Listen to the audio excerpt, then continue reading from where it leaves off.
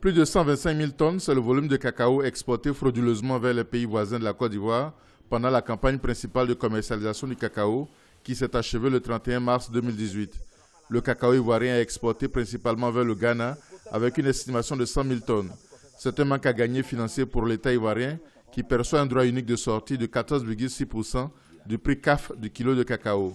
Ce phénomène serait le fait de producteurs à la recherche d'une meilleure rémunération de leur production. Le prix d'achat Borchamp est de 700 francs CFA le kilo en Côte d'Ivoire, alors qu'il est plus élevé au Ghana voisin. Si on veut vraiment libéraliser la filière, il faut que dans les zones de production, on décrète qu'on n'achètera plus le cacao au Borchamp. De telle sorte qu'il y aura des zones exclusives d'achat où se négociera le cacao. On puisse vendre ce cacao-là aux enchères, comme ça se passe au Cameroun. Pour l'ANAPROCI, Association nationale des producteurs de café cacao de Côte d'Ivoire, le gouvernement doit s'appuyer sur les organisations professionnelles agricoles pour juguler la fuite du cacao vers les pays voisins. Nous avons des délégués villageois, c'est-à-dire où se trouvent les plantations, des délégués sous-préfectoraux, des délégués départementaux et des délégués régionaux.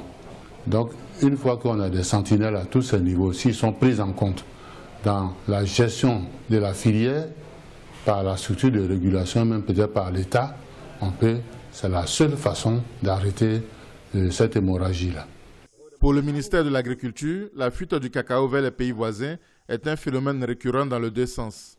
Il trouvera solution par la mise en œuvre du plan stratégique entre la Côte d'Ivoire et le Ghana. Il arrive des années où on a le cacao qui vient en Côte d'Ivoire, notamment venant de l'Est, et il y a des années où il part de Côte d'Ivoire vers l'Est. Les deux chefs d'État ont décidé de coordonner leurs efforts.